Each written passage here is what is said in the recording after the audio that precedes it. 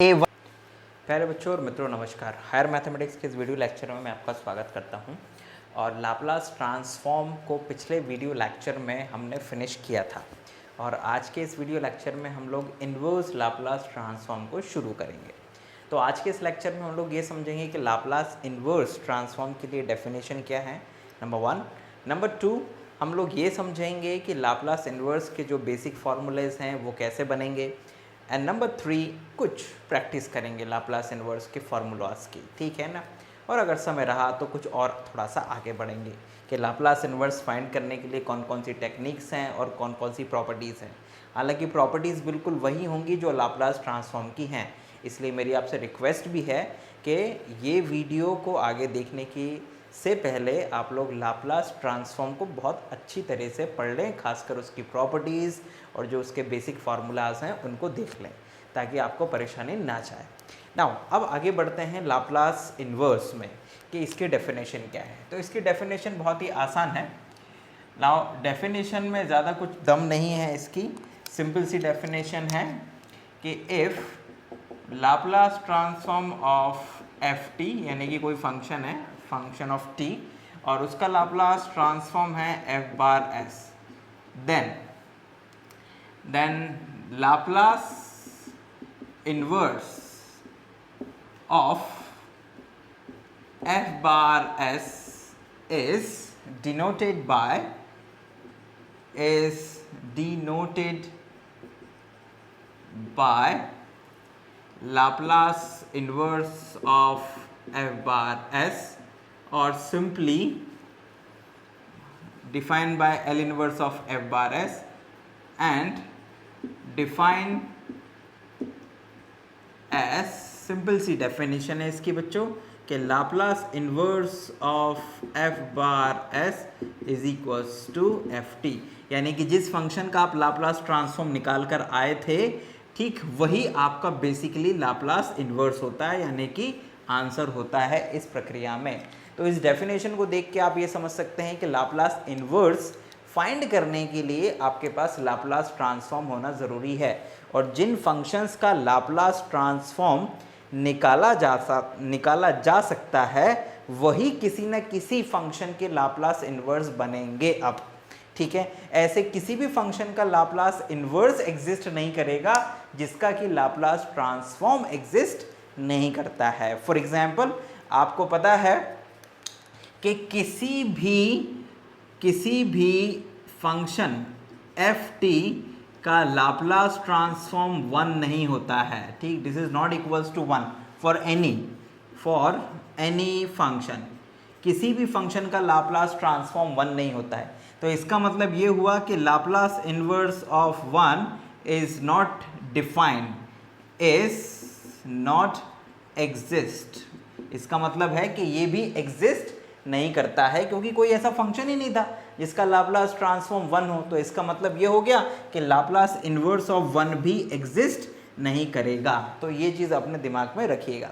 इसके बाद में आप लोगों ने कुछ बेसिक फार्मूलाज देखे थे जब आप लोग लाप्लास ट्रांसफॉर्म पढ़ रहे थे, जिसमें आपने ये देखा था कि Laplace transform of t raise to the power n is equals to कितना था, it is equals to gamma n plus 1 upon s raise to the power n plus 1। ये फार्मूला आप यूज़ तक करते थे जब n की वैल्यू -1 से बड़ी होती है, और this is equals to factorial n upon s raise to the power n plus 1 when n is greater than 0 होता है, या 0 हो और n belongs to some positive integer, है ना, मतलब पॉजिटिव इंटीजर हो तो हम लोग ये फैक्टोरियल वाला फार्मूला इस्तेमाल करते थे। और वैसे ऑब्वियस भी है कि gamma n plus 1 is equals to factorial n plus 1 होता है। इसके अलावा आप लोगों ने ये देखा था कि Laplace transform of e to the power at is equals to होता है 1 upon s minus a where s is greater than a, ठीक है ना। Laplace transform of sine at is equals to आपने a upon s square minus a square, जहाँ s square is greater than modulus of a square, ठीक है ना। ये होता है, ये सिंपली ये इससे बड़ा होता है। वैसे तो ये हमेशा पॉजिटिव ही होंगे दोनों, इसलिए आप कह सकते हो कि this one, right. Number 4, Laplace transform of cos at is equals to s upon, it is s upon s square minus a square, ये होता है बच्चों। और आई थिंक साइन एटी का Laplace transform a upon s square plus a square, और ये s upon s square plus a square होता है। ठीक, माइनस तो हाइपरबोलिक में आता है। पांचवा फार्मूला आप लोगों ने देखा था कि Laplace transform of sine hyperbolic at is equals to, it is a upon s square minus a square। And sixth वाला आपने देखा था Laplace transform of cos hyperbolic at is equals to s upon s square minus a square। तो वास्तव में अगर देखा जाए तो ये सारे आपके f बार s हैं, these all are f bar s, this is all are f bar s। तो इसका मतलब ये हुआ कि जब आप लाप्लास इन्वर्स की बात करेंगे तो ये L उठ के बस कुछ नहीं यहाँ पर लग जाएगा, इस तरफ लग जाएगा। कांस्टेंट वैल्यूज़ ऐसी हैं कि वो इधर उधर की जा सकती हैं। तो इट मीन्स दैट कि जब आप लाप्लास इन्वर्स में फार्मूले बनाना शुरू करेंगे तो जो पहला फार्मूला बनेगा वो देखिए, लाप्लास इन्वर्स जो है वो केवल s के ऊपर डिफाइन होता है, यानी फंक्शन ऑफ s के ऊपर। कांस्टेंट वैल्यू आप इधर रखें उससे कोई फ़र्क नहीं पड़ता है। तो इट मीन्स दैट कि जब आप लाप्लास इन्वर्स निकालने के लिए जाएंगे तो Laplace inverse of 1 upon s raise to the power n plus 1, इसका लाप्लास इन्वर्स होगा, this is equals to t raise to the power n upon gamma n plus 1, या यही फार्मूला बन जाएगा t raise to the power n upon factorial n। ठीक है, और दोनों परिस्थितियां आपको पता है कि कब कौन सा इस्तेमाल करना है। सो ये आपका पहला फार्मूला बना लाप्लास इन्वर्स के लिए। नाउ अब इसके बाद में आते हैं नंबर टू आपके पास में था e to the power at का लाप्लास ट्रांसफॉर्म दिस वन। तो इसका मतलब ये हो गया कि जब आप लाप्लास इन्वर्स की बात करेंगे तो 1 अपॉन एस माइनस ए का लाप्लास इन्वर्स होगा e to the power at, right. जब आप लोग थर्ड फार्मूले के लिए जाएंगे तो Laplace transform of sine at बराबर इतना था, ये एक कांस्टेंट है इसलिए लाप्लास इन्वर्स तो केवल 1 upon s square plus a square के ऊपर काम करेगा। So Laplace inverse of 1 upon s square plus a square is equals to 1 upon a को इस तरफ लाया जा सकता है because this is constant. So 1 upon a sine 80 and similarly Laplace inverse of s को नहीं इधर उधर करा जा सकता है, s square plus a square is equals to cos 80। And number 5 Laplace inverse of 1 upon s square minus a square is equals to 1 upon a sine hyperbolic 80। And sixth is Laplace inverse of s upon s square minus a square is equals to cos 80। ठीक, तो ये कुछ basic फार्मूले हैं बच्चों जो आप लोगों ने लाप्लास ट्रांसफॉर्म में पढ़े थे, और यही फार्मूले अब जस्ट रिवर्स ऑर्डर में आप लोगों को लाप्लास इन्वर्स में यूज़ करने हैं। तो इन फार्मूलों को अच्छे से देख लीजिए, ये बहुत काम के फार्मूले हैं और लाप्लास ट्रांसफॉर्म से ही बने हुए हैं। आपको ये समझ में आना चाहिए कि कब कौन सा कांस्टेंट किधर चला जाएगा। ठीक है, आपको ये समझ में आना चाहिए कि यहाँ पर जो a है वही यहाँ पर आता है, जो यहाँ पर n प्लस 1 पावर है वो यहाँ पर एक कम हो जाती है, वो divide by gamma n plus 1 या डिवाइड बाई फैक्टोरियल n हो जाता है। 1 upon s square plus a square या is equals to 1 upon a sine 80, जो a यहाँ पर होगा उसका स्क्वायर रूट यहाँ पर आएगा। ठीक है, Laplace inverse of s upon s square plus A, S अगर ऊपर हुआ नीचे प्लस हुआ तो हमेशा वो कॉस 80 के फॉर्म में बनेगा, और अगर ऊपर एस हुआ नीचे माइनस हुआ तो वो कॉस हाइपरबोलिक बनेगा। यहाँ पर h लिखना भूल गए हैं हम, तो यहाँ पर h बना लीजिए और हाइपरबोलिक 80 कर लीजिए, है ना। कभी भी ये मत सोचा करिए कि h 80 साथ में है, cos h ये अपने आप में एक फंक्शन होता है, cos sin h ये अपने आप में एक फंक्शन होता है, a कांस्टेंट है और t वेरिएबल होता है। इसको हाइपरबोलिक फंक्शन कहते हैं, और हाइपरबोलिक फंक्शन आप लोगों ने पढ़ा होगा, अपने फर्स्ट ईयर में पढ़ा होगा। अगर आप इंजीनियरिंग के हैं और बीएससी के हैं तो आपने ट्रिग्नोमेट्रिक फंक्शन में इसको पढ़ा होगा कि sine hyperbolic x is equals to e to the power x minus e to the power minus x upon 2 होता है, और cos hyperbolic x is equals to e to the power x plus e to the power minus x upon 2। तो these are the two hyperbolic functions, और ये कुछ भी नहीं है, केवल एक्सपोनेंशियल फंक्शन को ऐड और सब्ट्रैक्ट करके 2 से डिवाइड करने के बाद में बने हुए फंक्शन हैं। इनके ग्राफ थोड़े से हाइपरबोलिक फंक्शन की तरह होते हैं, that's why we are called them hyperbolic function. तो एक साइन हाइपरबोलिक है और एक कॉस हाइपरबोलिक फंक्शन है, और ये लाप्लास इन्वर्स होते हैं 1/s² माइनस a स्क्वायर के और s/s² माइनस a स्क्वायर के। तो इन फार्मूलों को अच्छे से देख लीजिए। अब करते हैं इनकी प्रैक्टिस कि इन फार्मूलों का इस्तेमाल कैसे करना है। आइए देखते हैं। चलिए आइए अब ज़रा प्रैक्टिस करते हैं इनकी। मान लीजिए कि आपसे कोई पूछे कि what is the Laplace inverse of 1/s⁻3, तो आपको आइडेंटिफाई करना है कि यहाँ पर n का काम कौन कर रहा है। n+1 इज इक्वल्स टू 3 है, इसका मतलब n का काम 2 कर रहा है, जिसको आप ऐसे भी लिख सकते हैं L inverse of 1/s² plus 1। So the answer of this question is equals to t² upon 2, एक इंटीजर है, पॉजिटिव इंटीजर, तो factorial 2, this is equals to factorial 2। So यहाँ पर आपके पास में फाइनल आंसर आ जाएगा t² अपॉन 2। ठीक, सो दिस इज योर ft। ये आपका क्या हो गया, एक तरह से ft आ गया, फंक्शन ऑफ t। यही आपका आंसर भी है। मान लीजिए आपसे कोई पूछे लाप्लास इन्वर्स ऑफ 1/s⁻10, तो यहाँ पर आप 10 को आप n+1 के साथ कंपेयर करिए और देखिए कि n क्या आएगा, तो n इज इक्वल्स टू 9 आएगा। सो आप इसका डायरेक्ट आंसर लिख देंगे t⁻9 अपॉन फैक्टोरियल 9। फैक्टोरियल 9 को आप चाहें तो कैलकुलेट कर दीजिए, अन्यथा ऐसे ही चाहें तो छोड़ सकते हैं। So this is equals to your ft। मान लीजिए कि आपसे कोई पूछे what is the Laplace inverse of 1/s⁻5/2, तो अब यहाँ पर आपको ये देखना है कि n का काम कौन कर रहा है। n का काम कर रहा है यहाँ पे 3/2, ठीक, लेकिन 3/2 एक फ्रैक्शन है, तो फ्रैक्शन है तो उसमें फिर अब ये वाला फार्मूला फैक्टोरियल वाला काम नहीं करेगा, उसमें करेगा ये गामा वाला, बिकॉज गामा एक फ्रैक्शन के लिए डिफाइन हो सकता है, फैक्टोरियल नहीं हो सकता है। So 1/s⁻5/2 is equals to t⁻3/2 divide by gamma n+1, मतलब जितनी पावर यहाँ है उतनी यहाँ आ जाएगी।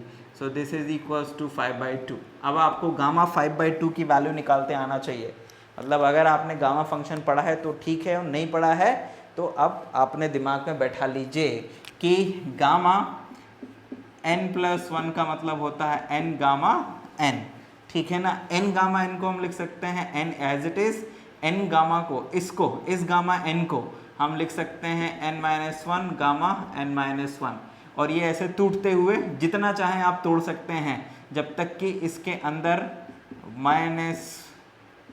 -n-2 एंड सो ऑन, जब तक कि इसके अंदर आपका 1/2 और गामा 1/2 ना आ जाए, ठीक है। अगर ये खासकर 3/2, 1/2, 7/2, 5/2 के फॉर्म में है, बिकॉज लास्ट में इस गामा हाफ की वैल्यू होती है √π, ठीक है, कितनी होती है, √π। So gamma half is equals to √π होता है, इसलिए उसको तोड़ा जा सकता है इस गामा को। तो ये फॉर्मूला ध्यान में रखिएगा, मेन है ये, और यही चीज़ फिर टूटती जाती है जब तक कि हम यहाँ पर ना पहुँच जाएं, ठीक है। सो t⁻3/2 को एज इट इज़ रहने दीजिए, गामा 5/2 को हम लोग लिख सकते हैं 3/2, फिर गामा 3/2, गामा के अंदर भी 3/2, फिर गामा 3/2 को लिख देंगे 1/2, और फिर ये गामा 1/2। सो ये गामा 1/2 की वैल्यू तो हो जाएगी कितनी, √π, तो ये डिवाइड में लिख दीजिए √π, ये 2 और 2, 3 को यहाँ लिख दीजिए, 2 और 2 4 होके ऊपर चला जाएगा, तो दिस इज 4 और t⁻3/2, तो ये आपके पास में फाइनल आंसर आ जाएगा। तो इस तरह से आप लोगों ने पहला फॉर्मूला इस्तेमाल किया इस पर्टिकुलर क्वेश्चन में। ये गामा चीज़ आपको थोड़ा सा परेशान कर सकती है, तो थोड़ा सा इस गामा फंक्शन को देख लीजिएगा, बाकी इसमें जो ज़रूरत पड़ने वाली है वो चीज़ मैंने आपको बता दी है। और नहीं आती है आपको गामा की वैल्यू निकालते हुए तो आप इतना भी छोड़ देंगे तो भी चल जाएगा, बशर्ते कि आपसे कुछ प्रूफ करने को ना कहा गया हो, केवल इवैल्यूएट करने को कहा गया हो। हालांकि इस तरह का लॉलीपॉप नहीं आता है क्वेश्चन में, क्वेश्चन पेपर में, ये तो केवल आपके बेसिक है, क्वेश्चंस तो आगे बनेंगे जो पेपर में आने वाले हैं। सो ये हुआ। अब अगर मान लीजिए आपसे पूछा जाए कि what is the Laplace inverse of 1/s⁻ 1/2, ठीक है ना। तो अब यहाँ पे आपको ये देखना पड़ेगा कि यहाँ पर n का काम कौन कर रहा है, तो n का काम कर रहा है यहाँ पे कितना, लाप्लास इनवर्स ऑफ 1/s⁻² 1/2 + 1 -1/2 + 1, तो ये +1/2 हो जाएगा। तो इसका मतलब this is equal to t⁻⁻½ upon में गामा हाफ, जो यहाँ पर होता है वो एज इट इज़ यहाँ आ जाता है। So this is equals to ये t की पावर -1/2 का मतलब है ये इसका गामा हाफ का तो मतलब है √π, और इसका मतलब है डिनोमिनेटर में √t, तो ये आ जाएगा दिस इज 1/√π, और t मतलब लाप्लास इनवर्स ऑफ 1/s⁻² का लाप्लास इनवर्स ये 1/√π और t, so this is your ft। तो ये आपका ft फंक्शन आ गया। तो इस तरह से हम लोग पहला फॉर्मूला यूज़ करते हैं लाप्लास इनवर्स के लिए। अब आते हैं दूसरे के ऊपर। दूसरा तो बहुत ही आसान है। मान लीजिए कि आपसे पूछा जाए what is the Laplace inverse of s-2, तो आप क्या कहेंगे, तो आप कह देंगे उससे कंपेयर करो भाई, नीचे जो है ना लीनियर टर्म होना चाहिए, जो एक्सपोनेंशियल फंक्शन है उसमें नीचे लीनियर टर्म होना चाहिए। सो 1/s-2 का लाप्लास इनवर्स हो जाएगा e⁻²t। आप कंपेयर करो कि a का काम वहाँ पर कौन कर रहा है, तो वो यहाँ पर आ जाएगा। आपसे पूछा जाए what is the Laplace inverse of 1/s+s+3, तो अब आप यहाँ पे देखो कि a का काम कौन कर रहा है, तो इसको आप लिख सकते हैं लाप्लास इनवर्स ऑफ 1/s-3, तो इसका मतलब this is equals to e⁻−3t। So Laplace inverse of 1/s+3 is equals to e⁻−3t आ जाएगा आपके पास में। Now Laplace inverse of 1/2s-1, मान लीजिए आपसे ये कहा जाए कि इसका लाप्लास इनवर्स निकालिए, तो आप क्या करेंगे। तो भाई कोई फॉर्मूला तो डायरेक्ट लग नहीं रहा है, क्योंकि एक्सपोनेंशियल तब लगता है जब s के साथ में 1 हो एज अ कोफिशिएंट, पर यहाँ पे 2 है, तो पहले आप उसे उस फॉर्म में कन्वर्ट करिए। तो उसके लिए ज़्यादा कुछ नहीं करना है, बहुत आसान है, क्योंकि लीनियर टर्म है, नीचे s की पावर 1 है, तो इसका मतलब लगना तो यही है, लेकिन थोड़ा सा चेंज करने के बाद में। तो आप नीचे से 2 कॉमन ले लीजिए, तो this is Laplace inverse of 1/2 common लिया, तो it is s-½ and this is equals to 2 तो कांस्टेंट है, बाहर कर दीजिए। So Laplace inverse of 1/s-½ so this is equals to 1/2 Laplace inverse of this one e⁻1/2 और ये t। तो इस तरह से ये लाप्लास इनवर्स आ गया आपका। समझ में आया कि नहीं आया, पक्का। अब थोड़ा सा और बढ़ते हैं, थोड़ी सी और प्रैक्टिस करते हैं। मान लीजिए आपसे पूछ लिया जाए what is the Laplace inverse of 1/s+√3, तो इसका लाप्लास इनवर्स क्या हो जाएगा भाई, तो इसका लाप्लास इनवर्स हो जाएगा, इट्स वेरी इजी, a का काम कौन कर रहा है, -√3 कर रहा है, तो it is equals to e⁻−√3t। समझ आ गया, राइट। सो इस तरह से आप लोगों ने ये पहला और जो दूसरा फॉर्मूला है उसकी प्रैक्टिस करी। अब आते हैं थर्ड वाले के ऊपर। मान लीजिए आपसे कहा जाए कि what is the Laplace inverse of 1/s² + 1, तो अब आप यहाँ पे देखिए कि भाई a² का काम कौन कर रहा है, तो a² का काम कर रहा है a1, तो इसको आप लिख सकते हैं लाप्लास इनवर्स ऑफ 1/s² + 1²।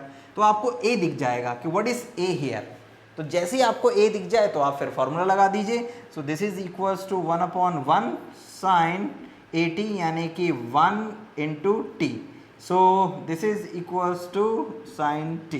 ये sin t का क्या आ गया, लाप्लास मतलब ये 1/s² + 1 का लाप्लास इनवर्स sin t आ गया, और this is your function ft, है ना।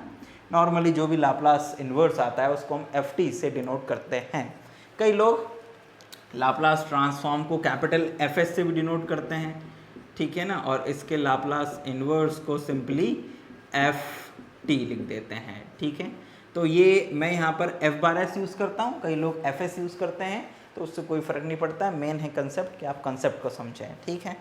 अब इसके बाद थोड़ा सा और आगे बढ़ते हैं।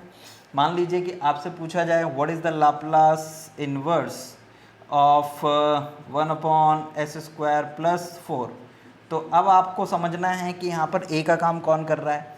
So this is equals to Laplace inverse of 1 upon s square plus 2 square. Now this is equals to, अब a का काम कर रहा है 2, तो यहाँ ऊपर 2 होता तो ये साइन 2t बन जाता, पर 2 नहीं है तो वो 2 अब डिवाइड में आएगा.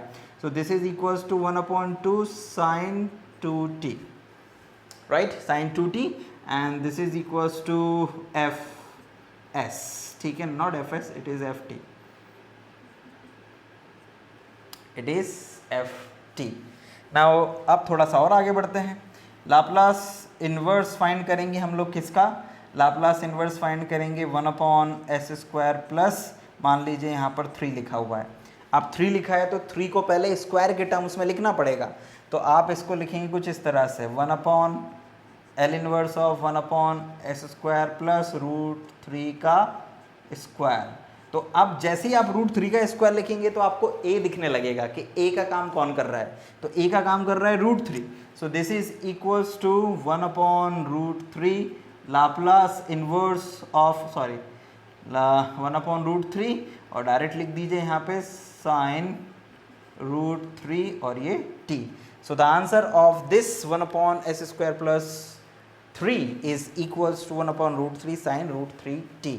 अब आपसे मान लीजिए पूछ लिया जाए कि what is the Laplace inverse of 2 upon s square plus 9, ये पूछ लिया जाए आपसे, तो भाई दिख रहा है कि यहाँ 3, ये जो 9 है इसको हम 3 का स्क्वायर लिख सकते हैं. ये 2 हमारे कुछ काम का नहीं है क्योंकि ऊपर हमें 3 चाहिए था, तो हम इसको ऐसा भी लिख सकते हैं कि 2 को कांस्टेंट को बाहर कर दिया जाए, Laplace inverse of 1 upon s square plus 3 का स्क्वायर, तो ये 3 का स्क्वायर हो गया, and this is equals to 2. Now 1 upon a यानी कि 1 अपॉन 3 एंड साइन 3t, तो ये आ गया यहाँ पे sine 3t.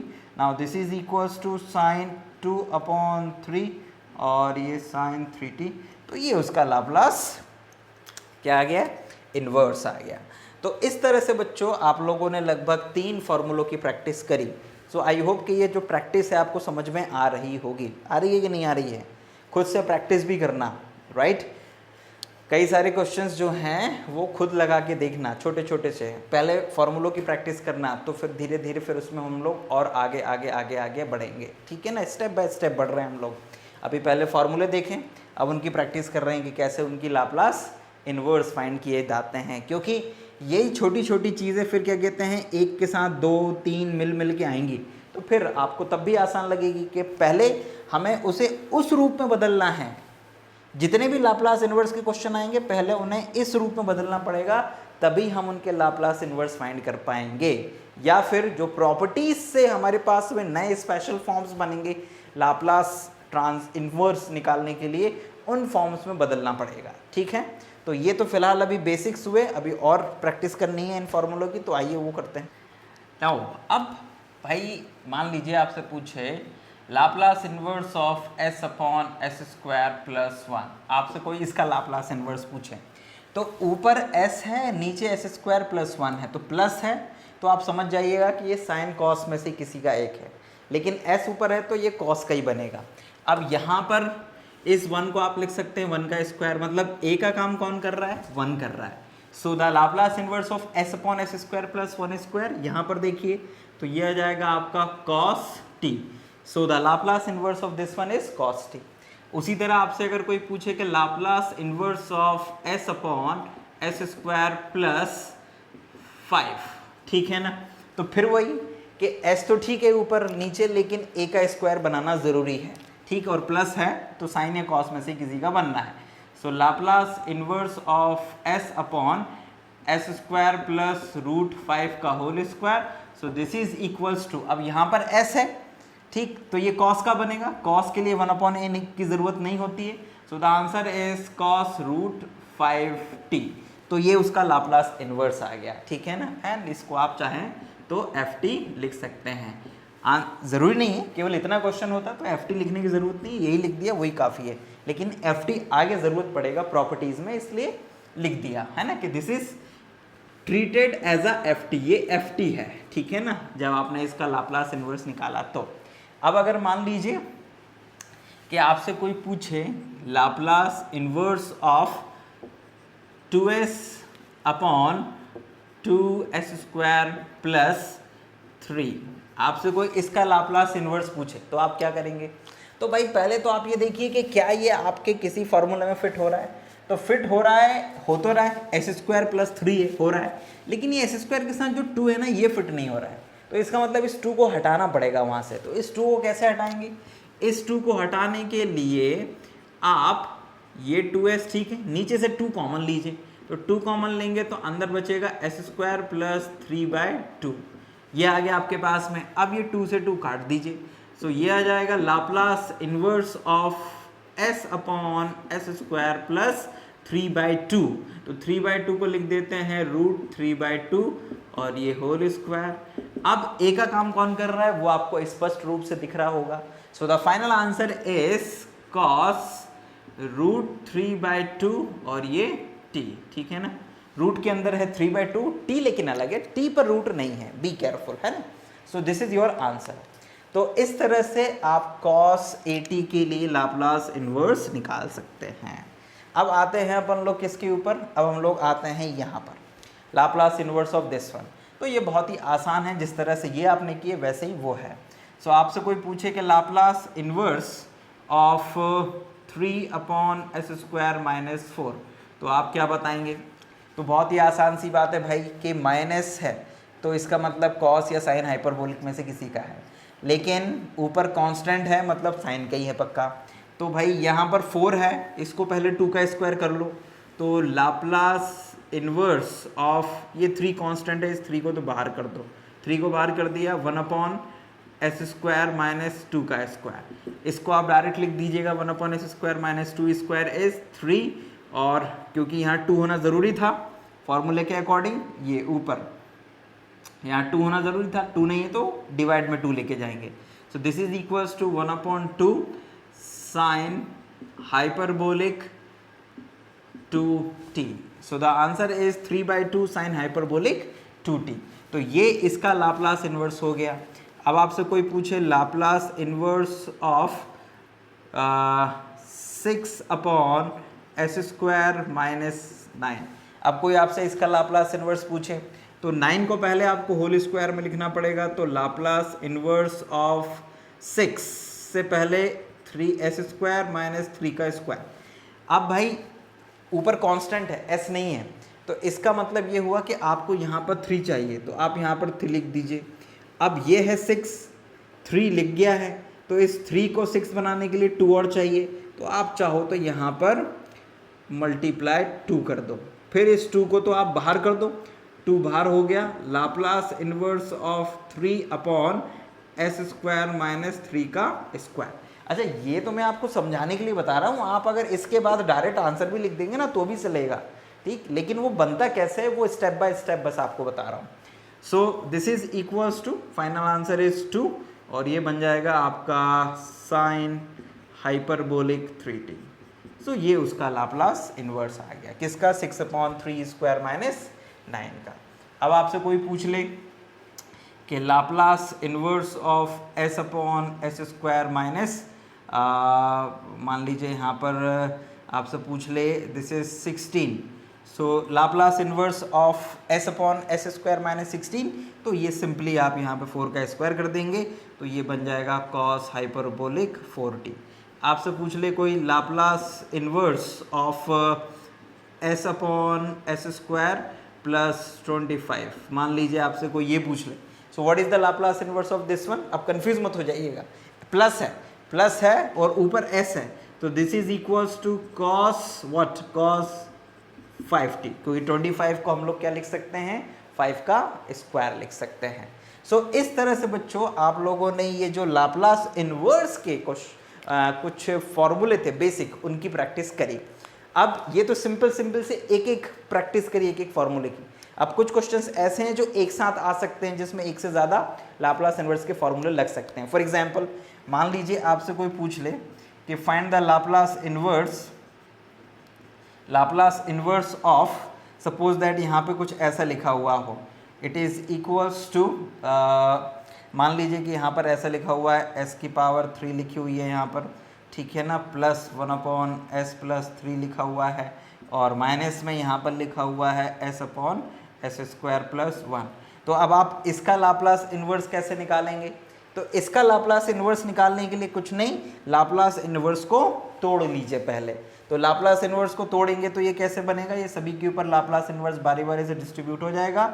So this is equals to Laplace inverse of 1 upon s cube plus Laplace inverse of 1 upon s plus 3 और minus Laplace inverse of s upon s square plus 1। ठीक है ना, तो आप इस तरह से कर लेंगे। अब इसका लाप्लास इन्वर्स आपको पता है 1 अपॉन एस क्यूब का, तो n का काम कौन कर रहा है, 2 कर रहा है। So this is equals to t square upon factorial 2 plus है तो प्लस 1 अपॉन एस प्लस 3 का Laplace inverse e to the power minus 3t and minus Laplace inverse of s upon s square plus 1, तो ये हो जाएगा बच्चों cos t। तो ये लाप्लास इन्वर्स आ गया किसका, इस पूरे का। हालांकि इस पूरे का लाप्लास इन्वर्स के लिए ये जो आप लोगों ने लिखा है इसको कहते हैं linearity property, linearity property of inverse Laplace transform. लेकिन वो प्रॉपर्टी का हमने पहले ही आपको इस्तेमाल करना बता दिया है क्योंकि ये ऑब्वियस सा दिखता है यहाँ पर। ठीक है, सो आई होप बच्चों कि ये जो बेसिक फॉर्मूले हैं लाप्लास इन्वर्स के, ये आप लोगों को समझ में आए होंगे कि कैसे हम किसी भी छोटे से पार्ट पर लाप्लास इन्वर्स के इन क्वेश्चंस को अप्लाई करेंगे। ठीक है, फॉर्मूलाज को। तो ये केवल आपकी प्रैक्टिस थी, ये कोई आपका क्वेश्चन नहीं बना है पेपर के लिए, ये केवल आपकी प्रैक्टिस थी। लाप्लास इन्वर्स का आपने ABCD सीखा है अभी। अब हम लोग लाप्लास इन्वर्स की प्रॉपर्टीज़ करने वाले हैं अपने आने वाले लेक्चर में। तो आने वाले लेक्चर को समझने के लिए आप लोग लाप्लास ट्रांसफॉर्म की जो प्रॉपर्टीज़ हैं उनको अच्छे से देख लीजिए। For example linearity property, first shifting property, second shifting property, multiply by T, divide by T, integral property, derivative property, ये सारी प्रॉपर्टीज़ ज़रा अच्छे से देख लीजिए बिकॉज इन प्रॉपर्टीज़ का लाप्लास इन्वर्स में भी बहुत इस्तेमाल होने वाला है। ठीक, सो हमारे साथ बने रहिए। और ये जो वीडियो लेक्चर सीरीज़ है ये university exam, IIT JEM, CSIR net उन सभी के लिए उतनी ही उपयोगी है। ठीक, तो पढ़ाई करिए बस, क्योंकि पढ़ाई का कोई विकल्प नहीं है। जितनी ज़्यादा पढ़ाई करेंगे, जितनी प्रैक्टिस करेंगे, उतना मैथमेटिक्स मजबूत होता जाएगा। अगर आप किसी कंपटीशन एग्ज़ाम की तैयारी कर रहे हैं तो अपनी बुक्स की थ्योरी ज़रूर पढ़ा करिए, जो भी रेफरेंस बुक्स हैं। कोई नई किताब या कंपटीशन एग्जाम की किताब लेने की ज़रूरत नहीं है। IIT JEM, CSIR नेट या गेट के लिए कोई स्पेशल बुक्स नहीं होती हैं। जो आपकी कोर्स की बुक्स हैं, जो आपने BSc में या फिर BTech में पढ़ी है, उन्हीं को अच्छे से पढ़िए। बस केवल उनकी थ्योरी पढ़िए, उनके एग्जाम्पल्स लगाइए, उनके अनसॉल्व को सॉल्व करिए। जितनी ज़्यादा प्रैक्टिस करेंगे उतना सब्जेक्ट मजबूत होता जाएगा। नोट्स बना बना के पढ़िए। केवल किताब पढ़ते रहने से काम नहीं बनता है किसी भी साइंस सब्जेक्ट में। सो पेन भी चलना चाहिए, बुक खुली होना चाहिए, दिमाग भी चलना चाहिए। तो इस तरह से प्रैक्टिस करिए तो काम ज़रूर होगा। हम जल्दी नेक्स्ट वीडियो लेक्चर में लाप्लास इन्वर्स ट्रांसफॉर्म के नए लेक्चर के साथ में आपके सामने उपस्थित होंगे। तब तक के लिए हमें आज्ञा दीजिए। मेहनत करते रहिए, पढ़ते रहिए। बहुत बहुत धन्यवाद। जय हिंद, वंदे मातरम।